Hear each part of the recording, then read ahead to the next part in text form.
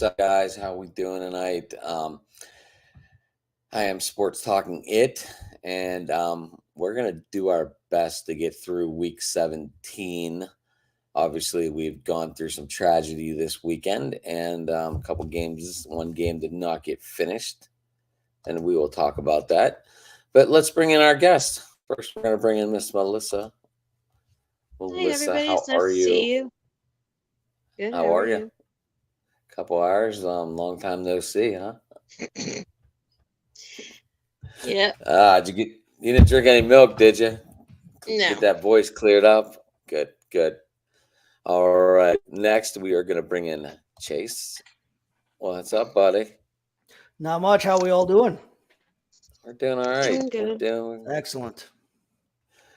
all right. Hey, And yes, we Brewers are. and the Pirates made a big trade today, dude. You see that? Not yet. Now we Tell sent me. you cash for Bryce Wilson, so it's not that big a deal. You got me all excited. No, it was not a big trade. It didn't mean anything in the grand scheme of things because he probably won't even crack the lineup for the Brewers. So yeah. And yes, we have our Buffalo fan on the show tonight. He's kind of like a regular. Mr. Joe, how are you, bud? Doing awesome. Happy New Year, everybody. Happy Good to New be Year. back on See here. you. Happy New Year. I do want to take a moment and at least give a moment of silence for Mr. Hamlin. If we can do that, everyone all right with that? Yeah. Mhm.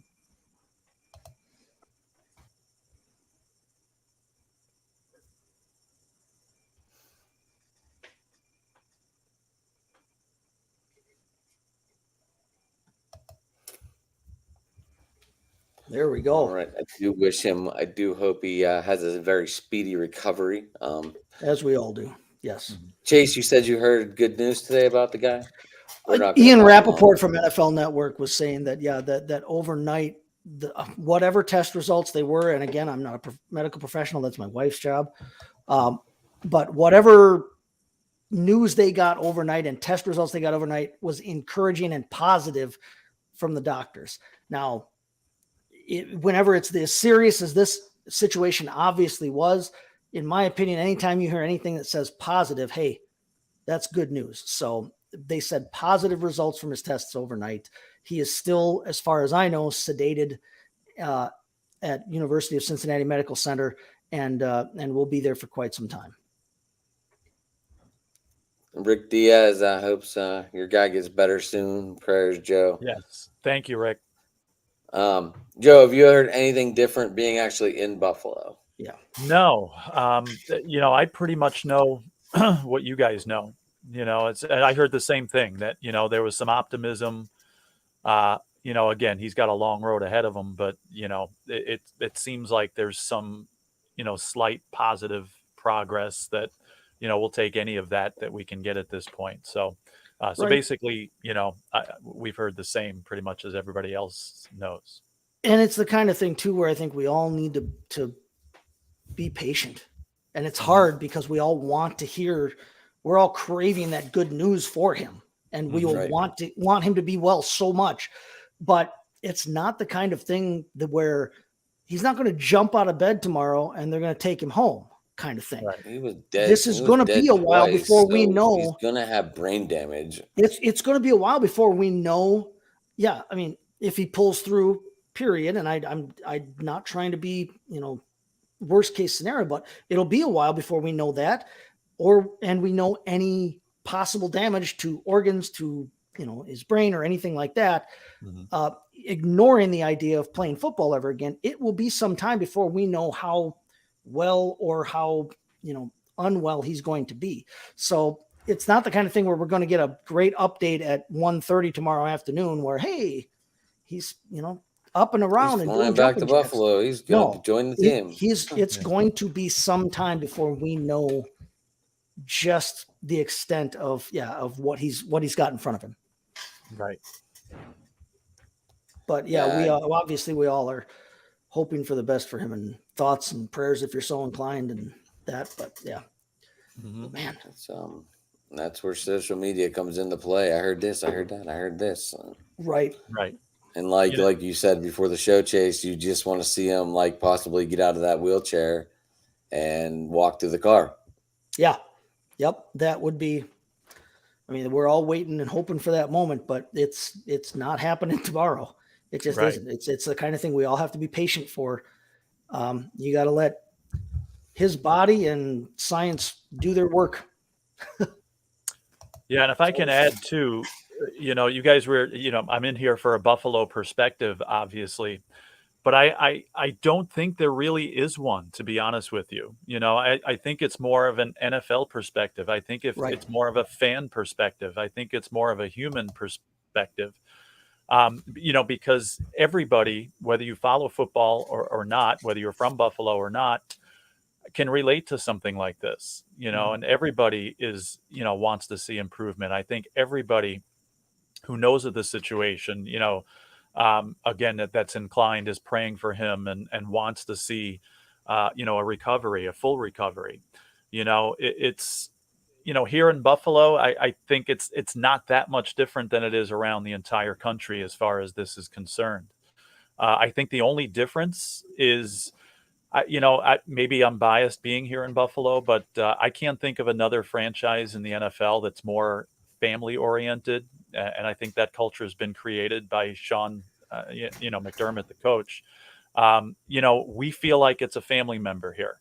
It's our family member is down. Our family member is hanging on for dear life. So I think people in Buffalo, maybe the only difference that way is, we feel like one of our own. We feel like one of our family. The Buffalo fan base has been like that, though. The Buffalo, yeah. To your point, in recent years, we have seen the Buffalo fan base Mm-hmm. be they like call that them with Bills other Mafia. people. Yeah, we've had donations to Lamar Jackson's charities and Josh Allen's charities, and we've seen that from the Bills fan base before, Mm-hmm. where it's not just the team itself, because I think every locker room, to some extent, there's that family feeling in the locker room. But like you said, this extends out to the Bills Mafia, Mm-hmm. where we've seen that fan base have that compassion, not just for their own, but for players on other teams. And but I agree with you that we all saw it play out on television. It was a international television game. Right. And just the human drama, like you said, and just the randomness of it all. Like you said, if you can't connect with that as a person, and because that man, I guarantee you, has delivered and taken that hit hundreds of times in his football life. From the time he started playing, whenever in junior high or whatever. I played high school and college, and I guarantee that same level of hit hundreds of times. Right. And that's nothing to say nothing of people that have played in the league for that long. And how many thousands of hits do we see every week, literally, when you add up all the games? Mm-hmm. And we've never seen something like this happen before. Right. If you can't connect with that on a human level, and just the tragic nature of it, and the shocking nature of it, we're all hoping for the best for that man, though. Right. 24-year-old kid. 24-year-old kid. Melissa, any thoughts? My thoughts are a bit different. I like that the family kind of designated his I don't know if you would say his merch dude or whatever his job title is, as the one voice. He's like a publicist, basically. Yeah, Jordan Rooney. His PR person, as the one person to do all the interviews, to update the networks, to talk to the team and players, and so that way the actual family and friends who are in Cincinnati can just be there for Damar, and to not have to constantly have cameras shoved in their faces and constantly have to answer questions and stuff. Having that buffer, I also like that, and I don't think this is really being talked about much, that the actual people of Cincinnati not only had two different candlelight vigils, the night of, there's that one fan who stayed in the stadium way past everyone leaving, and he had the sign next to him. Yep. Had the kids. He had the sign for prayers for Damar while he's wearing his Bengals outfit. And then they had a second vigil the day after, further down the hospital, I guess, because they asked them to move. Yeah. But what really impressed me was, and I really hate East Korea, but this one got me in the feels, was that they were talking about how people of Cincinnati were offering the family like B&Bs, Airbnbs, Yeah. places to stay. They were offering them to come to the restaurants to eat a fresh meal, to bring meals to the hospital if they didn't want to like take a chance. And that the families and the community of Cincinnati have kind of adopted this family going through this time and wanting to offer stuff that they might need. It profoundly it shook me, and it's not like it shook me like in a bad thing. It's just like you hear it from like a family or two, but you've never seen like an entire city Right. just like reach out to someone that's not their own and to do that. And it really was surprising. As for the Bills Mafia, I think they're one of the most special fan bases because it could be like what negative 15 degrees, Mhm. 2 in the Meeting the team morning, at the airport. Yep. and you guys have not just like adult fans, but you have like little kids bundled up in those big old snowsuits all the way so like you can only see their eyes sticking out. And you guys are all there with signs and you're screaming your heads off and you're welcoming the team, whether it's a loss or a win. And there's just something magical about the Bills Mafia. And I don't know if it's because it was a Bills member or it's just, I don't know, but there's just something different about this injury. Like the way everyone, even outside the NFL community, is standing up for this kid and People have trying to donate coalesced to his around toy him. drive. His That toy was my- that drive. was- That was one of my questions. It's Chase, just something really special. Did Lambeau go blue and red too? I know that every team, every NFL team changed their avatar on Twitter and things like that for that. I honestly didn't see if Lambeau did a blue and red tribute. Levi did. Joe, That's did why you I'm see asking. that they had at Great American Ballpark, the Reds ballpark, which is literally 2 blocks from down the street from I don't even think Paycor. it's 2 blocks. They had a big tribute to him all day the next day. But and I heard that to your point, Melissa, about people coalescing around him and the community of Cincinnati reaching out to his family. The point was made on and I forget the show. I feel bad about that. I'd like to give them credit, but on Sirius XM radio the other day on their fantasy sports The Mad channel. Dog? No, it wasn't Mad Dog, but the point was made that listen, Damar Hamlin was a 6th round pick. Mhm. Yeah, he's making more money than the vast majority this year of people in this country, but this is not a guy with unlimited resources and unlimited funds and not a family that has unlimited money right now. And he's looking at a lengthy recovery. And yes, he's got the NFL's insurance and whatever else, I guess, but this is not a family that is rolling in dough like some of the superstars of the league would be. This is a 6th round pick on his salary that's injured like this and whose family is facing this expense, this hardship. And so, it is, like you said, it's really neat to see that the people of Cincinnati as well, have Luckily, kind of rallied Cincinnati's around only that family. 2 as well. hours from about 2.5 hours from where I'm at right now. I also like the protectiveness of Twitter because, the one bad thing about when tragedy strikes and people want to donate or to help out, you always get some kind of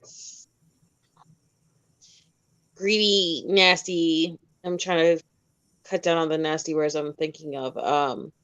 But troll-like person who tries to take advantage of the situation. Like they try to make one that looks almost the same, but it's not going to what you want to donate to. It goes to the person who's trying to take advantage of the situation. Right. And so for the people who are on Twitter, who are staying on top of this, who have nothing to do with Buffalo, the Hamlin family, who are trying to filter out the fake Cash Me apps that are asking for the money to a Cash Me app who aren't part of it, I want to say thank you to whoever is helping out with those kind of situations, because it's one thing to want to donate and to help out with his family and his the daycare and the toy donation and everything else, the his family does in the community of Pittsburgh, but it's a whole nother thing when it has nothing to do with you, and yet you're still trying to do your part to make sure that it goes to the right people. Right. What's up, Pens? Not much, man. How you guys doing? Good. Good. How are you? We're eventually Good. going to get to a game, but right now we're just talking about Mr. Hamlin. That's fun. What are your thoughts, real quick, since you just jumped in, About what? Mr. Hamlin? The DeMar Hamlin injury from Monday Night Football. Well, I like what I'm hearing. He's trending to the positive way. I don't think he's going to be playing football anymore. I just hope he stays alive, and I hope he lives till he's old and spends time with his family. And if he meets a girl, hopefully he gets married and has kids and enjoys life. Because 24 years old is too young to die. My uncle died at 29 with massive heart attack. So that's my point of view. I just like the feedback I got today that he's trending to a positive way. That's what we were saying, that there have been positive reports today, and that Yeah, it sounds they good. they got the testing and they were pleased with the results. Right. So Pens, this is Joe in the bottom. Well, if you're looking at the screen left, Chase. Joe. Nice to meet you. Joe is from Buffalo. He's a Buffalo Bills fan. I'm Chase sorry. obviously wearing the Mr. Star shirt. And then we Okay. have Melissa. And she's Hi. our Niner girl. Again, All right, we Nice ready to to see you talk again. about a little bit about the games? Yeah. Finally. First game. Was anyone excited because Tennessee was sitting everyone and ready to watch Josh Dobbs or what? I think this team is playing possum here. They played these cards. I didn't realize this until after the game. I didn't know that. I didn't watch this game, but I didn't realize that they were sitting people and setting themselves up. Again, a genius coach on this team. That they'll win this week and win the division, but they did an excellent job of setting Jacksonville's themselves winning. up perfectly for that. whoa. I think Jacksonville's You might winning be this in the weekend. minority there, Joe, saying that, thinking that. Are you? You think Tennessee's going to pull it out, huh? I do. You're I- serious right now? I'm gonna write I this have a lot down. of faith. I mean, I've had more faith in this team than I should have, especially the last few weeks. But I I can't believe you're a Tennessee fan here on this one, Joe. After the city miracle and everything else, this team's done to you. I'm not saying There's I'm been a time fan. for the wounds to heal. No. There's been time. I'm certainly not saying I'm a fan, but I'm saying I've seen this movie before. All right. And Vrabel is an amazing coach. I'm not sold on Jacksonville yet. They're an up and coming team. I would rather see Jacksonville win this game, and I hope they do. But I think Tennessee set themselves up perfectly for it. And like I said, I didn't realize at the time of this game because I didn't get a chance to catch it. But Joe, we were can- just getting back Joe- to normal Joe, life can I here ask in you Buffalo. Can I ask you how? How what? How they win. Yeah, they don't have any quarterbacks. How they win. They have a guy named Derrick Henry. That's been horrible Right? for the Who I last. think is- That's been horrible for the last 7 weeks. I know. And again, I'm with you guys. I see where you're coming from. And I hope I'm wrong. I'm going to be See honest them with winning you. it. I got to stand up here. All But right. this team Can I throw figures one out quick where- thing in? what's Can I that? throw one quick thing in? Good. Having the Titans lost every single game, and not even like in close fashion, like disastrous fashion, since they beat the Green Bay Packers on Thursday Night Football. Like, it's been that bad and brutal for You Tennessee. might be right there. You might be right there. I know they have fallen apart lately with Tannehill's injury and everything else going on. I agree with you completely about Vrabel being a wonderful coach. I love Mike Vrabel as a coach. I think he's a perfect coach in the NFL. I love him to death. But I think Doug Peterson is a pretty good coach as well. I think Jacksonville made the right hire at the right time. it only could have been righter, and I know that's not a great word for an English major to use, but I don't know if they that's had a hired word him either. instead of Urban Meyer, because Trevor Lawrence looks like a number 1 overall pick at quarterback. He looks like Yeah, a top I level quarterback, not a completely agree with that but he statement. looks like a top level quarterback, a guy that you can build your franchise around now. And Doug Peterson, I mean, It just took him. It he's just took had him a Super couple Bowl years to teams get it, before, huh, Chase? right? But here's my worry about the Titans in this game. And it's been kind of the worry with them all year, and it's why they have a losing record, in my opinion. They do have Derrick Henry, and Derrick Henry is a beast. He has not been as efficient the last couple of years, like was brought up earlier, but their offensive line is ranked the worst in football by PFF, number 32. They've had to play something like 10 or 12 different guys this year who have seen basically a game's worth or more of snaps. And injuries happen to everybody. But they are averaging less than 1 yard per rush before contact.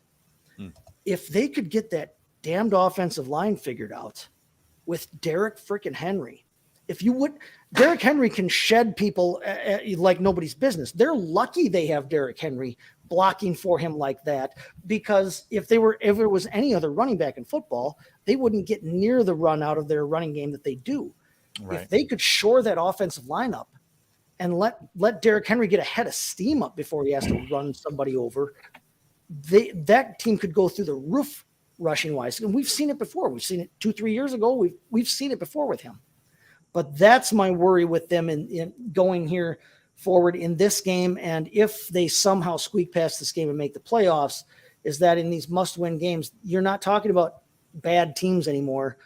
And you can't allow them to hit your running back literally before he grabs the football just about. If Jacksonville does lose, can they sneak into the playoffs, or are they done if they lose? There's a scenario where they back in, but they need like 4 other teams to lose. Right. Okay. So they need to win and be in. Basically, the game is win and in. Jacksonville is the only one of the two that has a chance to make it in if they lose. Yeah. Okay. Any other thoughts on this game before we move My on?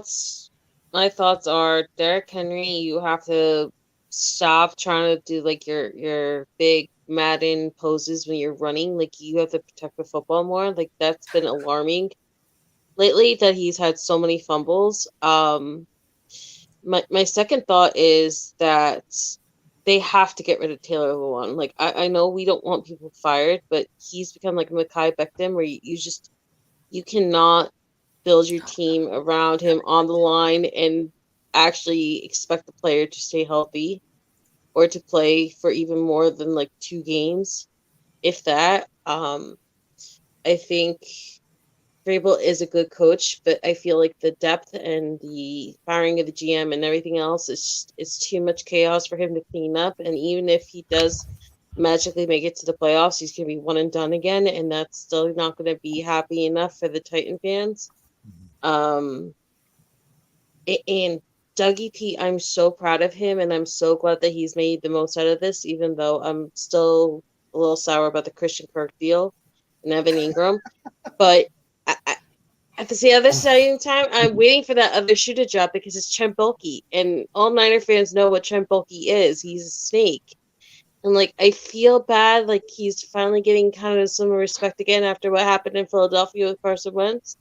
And I feel like everything is so pro Jacksonville right now. Like, I'm waiting for that other shoe to drop. So either way it shakes out, I'll be happy for whoever wins, but I just don't trust either team at this point long term. Pens, anything? Cowboys destroyed Tennessee. Yeah. Cowboys No, no. look good. Yeah, no, I'm just saying Cowboys barely beat the JV Tennessee Titans. That should be alarming. No, but they're going for a division title, and they're creeping up on the Eagles, and Right. The number 1 seed is still they're up for grabs. playing lights out right now. Right. I know. Right. That's what I'm They have saying. looked good. If Eagles lose So to here's the Giants, here's my and the question. Niners Back to a lose, fantasy here comes the Cowboys. aspect. Is Trevon Burks the only one we're keeping In this game, as far as the dynasty mode there, Brendan or no, Chase, or aren't you into that yet? Chigokonkwo is the guy to have from that team. And I have him. I know this. We don't necessarily talk fantasy a lot on this one, but I have Chigokonkwo ranked as tight end 14 this week. I think that he is right now their most explosive offensive pass catcher. Derrick Henry is obviously their best weapon. He's their best option, and he's their best hope to win this game is if they can get a Derrick Henry game out of Derrick Henry. But in the passing game, especially with Dobbs being a backup quarterback, he should be looking for tight ends. Treylon Burks has been way too inconsistent this year. Robert Woods still hasn't gotten going. Nick Westbrook-Akina is what he is at this point, a 3 or 4 wide receiver. But Chigokonkwo is their most athletic tight end. He's their best pass catcher. He's explosive. He's a good player. I think when you get to this kind of game, you got to pull out all the stops. I said earlier, there is no tomorrow for Tennessee. They have to win to move on. If they lose, they're done. So they have to pull it all out. And in that situation, I think you need to get the ball to your best weapons. Derrick Henry is their best weapon running the ball. He's their best weapon overall, but I think Chigokonkwo is their best weapon through the air. And if we see anything out of Josh Dobbs, I think he's going to have to get the ball to Chigokonkwo. And I think that is how they win this game is through Henry and through Chigozie Okonkwo, if they can win this game. I don't think they do, but that's their path to it. All right, we're gonna stick in your division and go over those 2 games real quick. Is that cool? We'll go over the Bears and Lions, and then we'll jump to Green Bay. Yeah. I know you got kids to put to bed, and we all got family. Yeah. It's all good. But yeah, I'll tell you what, this game was not as close as the score indicates. This game was not. You look at the scoring, holy cow. Yeah. To be dead honest with everybody, Detroit, I mean, the Packers should win this game Sunday. And I don't think I'm being a homer saying that. They should. But I am not confident at all in that. I'm going to be chewing my fingernails the whole game until the end. Detroit has been a completely different team in the second half of this year. And they came out last week and they looked like a team that was playing for their playoff lives, and they put it to Chicago. 7 sacks. Yes, they did.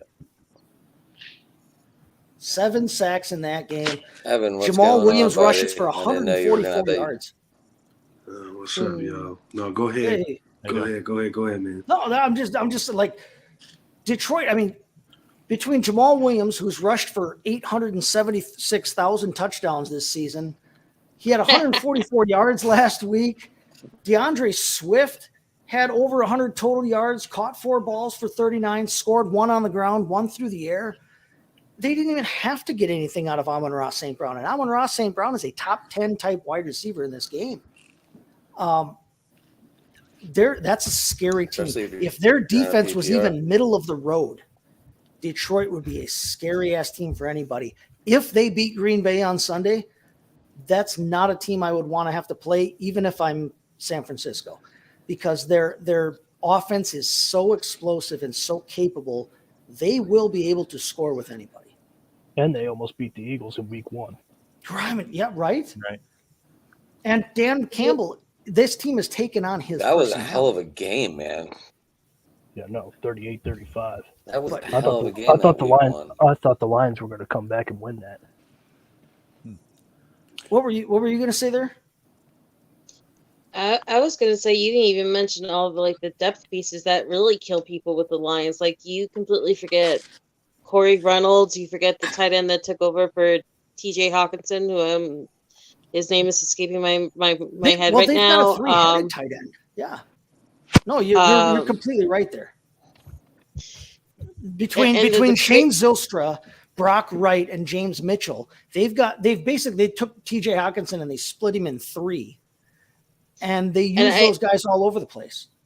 And I feel like the worst thing that the league did was penalize Jamal Williams, I think around week 6 or 7. I think it was maybe against the Jets or something. But he did that like ultra like hip thrust thing where they like fined him like $30,000 or something So on one of funny. his touchdowns, and it was the most ridiculous thing in the world. And because people do some really messed up things at celebrations, and they find him because it was like not friendly for kids or some BS reason. And he's just become like a different player since then. Like there are a few days where he like goes quiet, but he's like running like over like 100,000 times what he ever did for Green Bay. And I know he wasn't used much in Green Bay, but he's just like having this phenomenal year, and I couldn't be more proud of the I Lions. love him. Like I love him to death. I- I miss him in Green Bay. I really do. I love feel AJ like Dillon, but the two things that worry me most about when they face the Packers are is Jared Goff gonna choke? Because I feel like that's a real legitimate fear. And I fear that if the Seahawks do end up winning in the 4 o'clock hour, it might like mess with their heads going into the 8 o'clock hour. But I also feel like you have Aiden Hutchinson who's trying to like make a case right now for right. defensive rookie of the year. And I feel like the younger kids, no matter what happens, if they make the playoffs or not, they're just gonna come out on fire.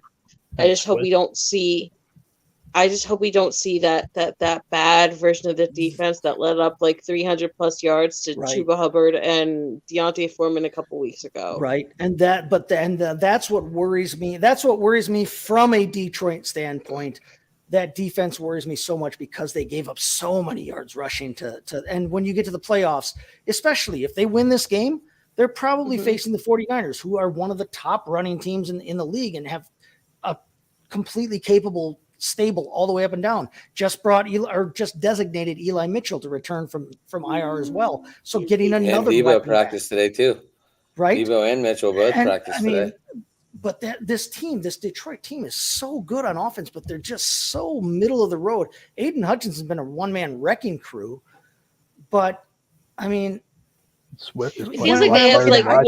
one. I don't worry It about feels like them they letting have- down. I don't worry It's about like them letting down. one legitimate star on each part of the defense. They have like that one really good guy in the secondary who has all the turnovers. Yep. Right They down the- have, like- right down the line. Yep. It's either Malcolm Rodriguez or the starter in the linebacker position that always like ends up playing really well. And then it's Aiden Hutchinson or forget who the other guy is. The guy with the big, long, flowing blonde locks, like he's like Clay Matthews light or something. But it just, I want the Lions to do well, but at the same You're time, talking I about want Alex the Packers. Anzalone. Alex Yes. Anzalone, their linebacker. Thank you. Yeah. He's got hair longer than I I am think it'd tall. be hilarious if they go all the way this year. But I just I either want it to be the Lions or the Packers, simply because I want to be at the Packers again in the playoffs. I'm sorry, but it's just my I love brought of that life. up on my other show, and I admitted that. I will say though, hey, I don't know if you So- watched the Packer game last week, but you remember how last week we had the conversation about Travarius Ward versus Jair Alexander. Yes. Jair Alexander did a good job of making my case. I'm not saying that your boy didn't step up to all that smoke that he brought, and he brought tons of smoke, That was a saying that great Justin game. Jefferson was What a beautiful oh, game. what was it he called him? He calls him a freak anomaly or something like that. Yeah. Some And then he crazy- wears that big Packer hat to the presser just to like further like rub it in. Jair Alexander's been kind of a loudmouth, and I say loudmouth endearingly. I don't say that negatively, but he has. I from don't the know. time he He's walked into training camp as a rookie, he had he's that kind- swag, and he's backed it up. but he also is kind of like taking on the Aaron Rodgers, like really ultra smug, like you want to just punch him in the face kind of thing too recently, which not endearing at all. But as for the Lions, you know that the scary part was that Justin Fields is getting all these big runs, and he has nobody around him. No offensive line, no offensive Claypool, weapons, and baby. he's still He's hurt. taking off. And the scary part is, I don't think it's getting any kind of press because it's the Bears. He was so And awesome. there's this year, and nothing he's not fun gonna play about the this Sunday. Bears. Plus, Justin Claypool's Fields is gonna be out Sunday. Claypool. What was that? Claypool's gonna be Claypool. So Yeah. No, I agree with you that it's too bad that they can't put a better team around him right now. He needs people to throw to, definitely. Besides Cole Kmet, he needs Chase Claypool to be the Chase Claypool can be, but rarely ever has been. And He's it so good. He's sucks not going to play his- Sunday, to your But point, it sucks he his really two best wasn't. receivers have been Equimini St. Brown and Dante Pettis. right? Chase, to your point, Claypool was never the greatest thing on earth. Oh no. Unless And you ask I'm a huge Steelers fan. And Yeah, I know. Ask Gavin Oh Wilson. man, I completely You know, agree but with all that they did statement. was use him as a wildcat. Yeah. Roethlisberger goes over and hands it off to Claypool, and he takes care of the rest. But it's not like he made a couple great long passes, catches, but that's it. It's nothing He's- spectacular. He's such a talent. He's physically talented, but the Right. problem is you're in the NFL. Every freaking guy out here is physically talented. Right. You got He's no guys who are Randy Moss 300 right pounds with Chase six-pack Claypool abs, does. for Christ's sake. Like everybody out there is talented and can do that. And so you can't just get by on being talented. And I mean, you can't teach 6'4", 238. You can't teach his size and his ability, but at some point you got to put it together, dude. Right. And yeah, until Justin Fields gets some help that way, my biggest fear for Justin Fields, and I, as a Packer fan, I mean, Chicago found a quarterback finally. He looks I can like a see- legitimate dude in this league. I can see Marvin Harrison Jr. going to Bears. If that happened, that would be so awesome for them. I'm just saying. My biggest fear is that we see Justin Fields have to take some hit on the sideline and become the next Robert Griffin, and I don't want to see that. I want to see this dude's career because he looks like an electric player. My fear is he's going to be like Andrew Luck, and he's just going to repeatedly take injury after injury after Right, injury. and then just have to walk. Yeah. Any Yeah, if more I could- thoughts on this game? Go ahead, Joe. Yeah, just real quick. What impressed me about the Lions here is not that they beat the Bears by 31 points, but the way they bounced back after a bad loss. Right. That Carolina game was a bad loss, and for a young team, you don't know how they're going to react. They can come in to the Chicago game and not, show up all flustered and lose this game. But instead, they had a dominant performance after that bad loss. So that tells me a lot about this team. And I, maybe not at the expense to the Packers fan here, but I would love to see them, get rewarded with a playoff spot. Listen, if Detroit wins Sunday, they're who I'm cheering for throughout the thing. I fell in love with them as a Packer fan. I fell in love with them on the HBO special that they did. I would really like to see. I mean, first off, it's been such a long suffering fan base, but then this Especially team, last year. they're a fun team to watch. They are. They're a fun team to watch. They've taken on the personality of their coach, and They've it's always successful. been a fun team to watch, though. They just don't go anywhere. Fun from my perspective because you're tossing the ball all over the field and throwing 80-yard touchdowns on them. I mean, He's talking about the improvements, Adam. They went from Are 2 you- to 4. They went 2 and 14 to right? Now- Are you really talking about the Hail Mary Rogers play, Rogers to Rogers on Rogers' birthday? Yeah, he threw That two what of we're them. really insistent. He threw two of them Like against that. them. It's fun to watch. Listen, I'm old enough to remember not just Here we go. Rodgers doing that to the Lions. I'm old enough to remember Brett Favre doing that to the Lions Mm-hmm. in the Silver Dome and hitting Sharp in the back of the end zone. I watched that. Yeah, I'm old enough to remember that. So I love watching the Lions. Barry Sanders was one of my favorite players growing up. They were fun. They're fun to watch that way. But They this year always they're had fun to watch exciting 'cause they're players. good. John, Isn't that the last time they won a playoff game with Barry Sanders in like the early 90s? I Like think. Lion think fans so. have been waiting for this for like 3+ decades. Mhm. Like I it's said, if they it's win like the Sunday, Cowboys I'm trying to honored. win the Super Bowl. Right? I'm old enough to remember a Cowboy Super Bowl. So am I. No, I agree. But yeah, if they win Sunday, I'm on the Lions Yeah, bandwagon. Larry Brown, baby. Ah, they're so Larry good. Brown. Neil Yeah. loved throwing to that guy. Anyway, let's not get into that cruelty, huh? So Chase, you keep saying the Detroit Lions might be playing the Niners. You don't feel the Niners are going to get the number 1 seed? No, I honestly, I think it shakes out. I think the Niners get the 2. The Vikings gave up their shot. They blew it last week against Green Bay completely. I think the Niners get the 2. I still think the Eagles find a way to pull this out. I think the Eagles get the 1. I It's think the Giants. Niners Come get the on. 2. Yeah, right. And the Giants are in the the Giants are playoffs, locked into their seed. Giants can't go anywhere. They can't go up. Right. They can't go down. That's Giants are weird. locked into their seed. They have no reason to put Daniel Jones, Saquon Barkley, Daniel Bellinger, Darius Slayton, Richie James. They have no reason to put those guys at risk. I think Philadelphia takes care of business, takes that 1 seed. I think San Francisco takes care of business, locks up their 2 seed. Is Hurts playing on Sunday or not? I haven't heard anything. He's expected to. Okay. And I think he will be in there just long enough to pound the living you-know-what out of New York. And It then was they're going to get his 48-21 ass out last and let time. Gardner Minshew come in and just drive it home.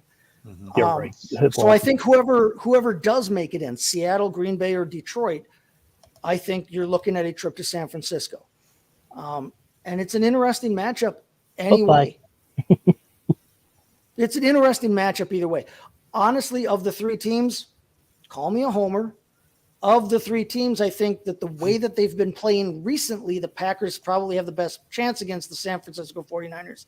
Homer. Except for the idea, like you Homer. brought up repeatedly, that Homer. the 49ers have made a living in the last decade of knocking the Packers' asses out of the playoffs. So you're taking Aaron Rodgers over Brock Purdy that's making highlights every week. I'm saying that of the 3 possible opponents for the 49ers in this scenario, All right. Seahawks, Lions, you think the Lions will do better against them? No. You think the Seahawks would do better against the 49ers? Let's put it this way. I got They're a Niners. division I opponent. got Niners and Eagles. They're a in the division NFC opponent. Championship. Yeah. As the Niner fan, there are 3 people, count maybe 4 people, because the one I really don't like, but there are 3 people who would salivate over going after your quarterback again. Mhm. And that is Nick Bosa. That's Fred Warner, Mhm. Dre Greenlaw, and Jimmy Ward, because Jimmy Ward just likes beating the hell out of everybody. Oh, no, like I said, I know Jimmy. but G. I'm talking of the 3 teams that I think could play them. Oh, think the Packers have the I best shot. understand where you're coming Yeah. from, because you guys are finally using your running game, and our run defense has struggled a bit lately, and I understand all those things. It's just Well, since Christian That- Watson that- actually learned how to play football, it brought I a love different Christian dynamic to their offense. But the problem is, like the problem with Detroit playing them, Detroit's got a great offense. Detroit's got a better chance of scoring more points against San Francisco than Green Bay does. To score Yeah. points against them. But the problem is that San Francisco has so many explosive and amazing options on offense that Detroit doesn't have a single defensive player outside of Aiden Hutchinson who can stop anybody on that team. And the problem with that is you're 1 out of 11 dudes on the field. He can't stop McCaffrey and Kittle and Debo Samuel and Brandon Ayuk and Ray McLeod, Jawan Jennings, whoever the hell else, Eli Mitchell you want to put out there. Jordan Mason, Ty Right. Davis Price. Yeah, I Yeah. get where you're going. They're That is very gonna be a young. dangerous tandem once them 3 all come together. They're very young, Niners and Niners that Lions Eagles, defense NFC can be championship. got. But the problem with the Packers defense, I feel, is that you're really old and you're really young at the same time, and that makes you guys a little dangerous, but at the same time a little They're easy to pick inconsistent. apart. Yeah. So, You're not surprised you if have- anybody scores 30 on Green Bay, and you're not surprised if they only give up 13 points in a game. Yeah, It can so go like either you guys direction. got Preston Smith, you got Darnell Savage, you got the Jay Alexanders, you have vets sprinkled in where you Kenny Clark, you can take advantage, then they can also come up big. But then you guys got those linebackers from Georgia who've been on and off all year long. You got the Eric Stokeses. You got all these newer guys. So as inconsistent as the Lions are, the Packers defense, everyone said it was like a top 5 defense to start the year, and I haven't seen it at all this year. No, they have maybe not. in flashes, but not even for that. one game have I seen it be that. Like, even in the Viking game, like as clutch as it was that you guys shut down Justin Jefferson, Maybe a top 10. I didn't see it. But kudos to you. I think this is maybe the perfect time to go to the Packers before you have to go. But I just, I don't know. I'm running out of things because I really want to take pot shots at the Packers, and Melissa, here's what I'm thinking. Nice. You don't want to go through this week 1 matchup with your brother all week. I really do actually. I really do actually, because he knows that he has nothing to say when it comes to the playoffs and the Niners and the Packers. Not a thing. It didn't matter if it was Alex Smith or Colin Kaepernick or Jimmy Garoppolo. It has not mattered. So that I have to hang on my hat. Regular season, he takes his pot shots, but postseason, he still pretends like Raheem Mostert never happened and that championship game never happened. So I have that. And last year, he says only the special teams lost in that game. So he doesn't even admit what Aaron Rodgers or Devontae Adams did. So yeah, I'm good doesn't to go. matter which. It doesn't matter how it was lost. It was lost. Doesn't freaking matter. That game could have been 63-3, or it could have been 13-10. Doesn't matter. It was a loss. So, Chase, what happens if the Cowboys win, then Eagles lose, and then the Niners win? I know the Niners will get first place because they're 10-2 in the division because they never played any of these teams. Oh, I like the I mean, the Packers fall are already 5th. I believe, the yeah, they would Cowboys be move they'd be the top wild card. The loser between Philadelphia and Dallas, whoever does not win the division is the top wild card. Yeah. Giants are locked into the second wild card. The only one that's up for grabs is between Seattle, Detroit, and Green Bay. So if the number Cowboys one seed is win, Eagles lose, and the Niners should lose by fluke, the Cowboys would be the number 1 seed.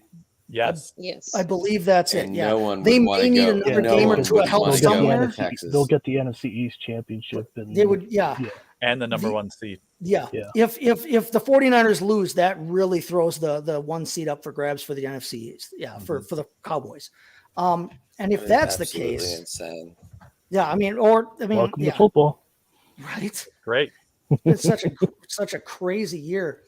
If it turns out then somehow, you look at the if it turns out somehow that San Francisco gets the 1 seed, I would love that, at least for one round, because I would love to watch. I think the Packers can beat the Cowboys.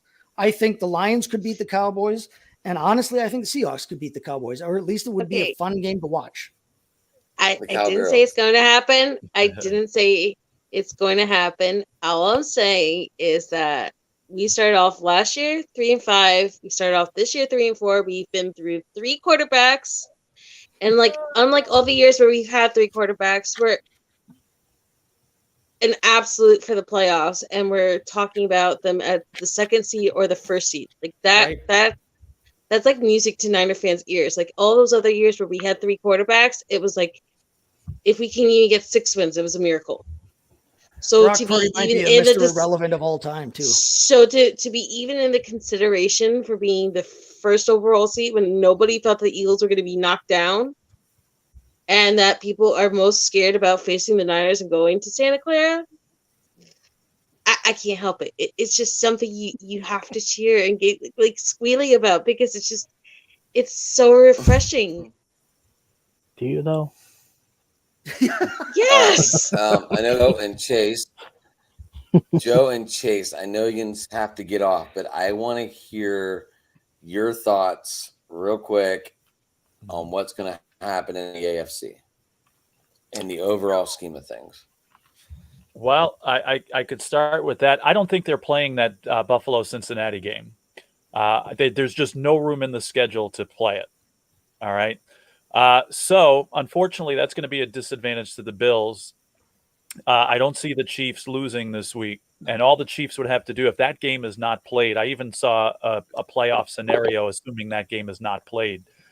So the Chiefs would only have to win, which shouldn't be a problem. I think they're playing Denver this week. So I see the Chiefs winning. I see the Bills being the second seed. And the Bengals got to play the Ravens, which there's no guarantees. So that's up in the air in my opinion. But I definitely see Chiefs 1, Bills 2. Yeah, I agree with you there. I see Chiefs 1, Bills 2. I see the Bengals coming up third. I see Jacksonville winning that game on Saturday, so I see them at the 4 seed. Chargers locking themselves into the 5 because of the Baltimore loss. The 7th seed is the one that's the most interesting there. Pittsburgh. I'm a Browns fan secondarily to the Packers here. What? But I have to admit that it would be fun to. There's a part of me that would like to see Tomlin pull this win out just to keep that string of winning seasons going. Just stay in Green Bay. Don't worry about It's the going to Browns. be interesting. I don't think Pittsburgh gets the help they need to make it in. It's going to be either Miami or New England. I think New England loses to Buffalo, so I think Miami gets that 7 seed in the AFC. Might I remind you that Bridgewater is hurt and Tua is still in a concussion protocol. So they have to go to the Skylar Thompson. Yeah. It's going to be a Skylar Thompson show, tossing it to Tyreek Hill and Jalen Waddle all day long. They're going to hand off to Jeff Wilson and Raheem Mostert. Right. I see Miami winning that game. Now, wasn't there toss around as Cincinnati against the traumatized? What was that? You were There cutting out was there. there was some kind of like thing tossed around on like ESPN about crazy scenarios where even though they don't play as many games as the Chiefs, that somehow the Buffalo Bills should still get the number 1 overall seed because they beat Cincinnati earlier. Yeah, they get the overall. So Well, if Kansas was City just- loses and Buffalo wins, Buffalo would have the better no. conference I know record. mathematically Yeah. that can happen. I'm just saying, like, they're saying that there should be an exemption for this rule, which I think is weird because then where would Cincinnati fall? Like, they haven't done anything wrong. They haven't lost any players. Right. And I mean, this was like if a big Cincinnati opportunity wins for that them game on because Monday night, if they've Cincinnati never won that played game on Monday Buffalo night, they'd have a before. chance. And Yeah. I still believe that if Joe Burrow had, gone with how that flow of that game was before the injury, and he had beaten Josh Allen and Patrick Mahomes, that he should have been up there for MVP of the league. That's just my personal opinion. So I don't know. Is it really fair to say that the Chiefs deserve it just because they beat up on Josh McDaniels and the Raiders on Saturday? I don't know that they deserve it because of that. I think they deserve it because they'll be 9-3 or 9-2, I think, actually, in their 9-3 in their conference. Right. I think they would deserve it that way. I think the Chiefs and the Bills have been the top 2 teams all season, but I think the Chiefs have earned a number 1 seed. Yeah, I think they- agree with that. I mean, the Bills would be up there, and it would kind of be a quirk of the system here. If they don't play this game and the Bills are not the number 1 seed because of it, it would suck. We were talking off the air before about, how this last game not being played affected fantasy championships and people Right. get screwed out of things like that. Again, a person's life is much more important. But it's not only going to happen in fantasy leagues around the country, but it could happen in the happening in real NFL. It's the happening in Bills. real life. Because again, if Cincinnati wins that game Monday night and they were leading with 6 minutes left, in the first quarter, but if Cincinnati wins that game, they are still in play for the number 1 seed overall as well. So that Right. game is And they not would have irrelevant. already had the AC North wrapped up too. Yes. Yeah, and they would have clinched their division and they were still in play for the 1 seed. That game is not irrelevant to the standings, whether it gets played or not. That it's going to play in well. No, they would have played the Ravens for the division championship on Sunday. No, if they lost Monday, they would have played the Ravens. Had they won, Cincinnati won, they would have been in place for the number 1 seed. Well, they were and talking they about up the during the Steelers Ravens game. They were talking about the Bengals and the Ravens play next week, and that's for the AFC Championship game. Yeah, it is. Yeah, the AFC, it is AFC now North because now it is. Yeah. Right. I'm gonna have to cut out everybody. Deuce, what's going on, man? What up, dude? How everybody doing tonight? All right, man. Good. Hello. How you doing? Good. You know Evan, obviously. Oh, all right. he I know let Chase out, had to so- go put the kids to bed. I You got out to too, put Joe? myself to bed here. So All right, Bye, nice Joe. meeting All you, right, in the Joe. morning. great seeing you guys. We'll talk again soon. All right. All right, Joe. Next week, final week. Sounds Well, good. then Count we'll me do in. playoffs. But all right, buddy. All right, we'll talk to you later. All righty. Am I gonna let you two duke it out here? With I this mean, we Redskins, can. not It Redskins is anymore. what it is. Commanders and Browns. So, Deuce, I'll let you go first. Yeah, I don't. What's the subject line? What's the? We're just What talking we about chatting the about? Browns and the Commanders just gonna- game. That's all. Oh yeah. Better team won, of course. You start there. Sam Howell this week You know, too, huh? yeah. I mean, it's you can't really talk about injuries. You can't really talk about penalties and different stuff like that. Whoever's out there in the field, whatever the last, when that clock strikes 0, whatever the score is, that's what we go with. So we'll start there when we talking about the game that the best team won. I always believe the best team always wins, regardless of how the actual game plays out. I'll start there, but as far as the game goes, we had a specific plan to come out. The team really didn't have a lot of energy. We had some quarterback things going on the last few weeks. I was at the game. The team didn't have any energy coming out. The crowd didn't have any energy. And I don't know, I don't know how much you all know about Taylor Heineke, but he has this thing that no one can really figure out.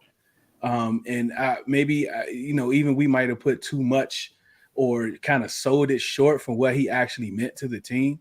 But him not starting and coming out with Wentz, you can tell it kind of affected the locker room coming out in that game. We had about 4 or 5 weeks to really clinch this playoff spot. Of course, we didn't win. We got 1 tie the last 4 games, 5 games, something like that. So that's where we are now. We lost the game.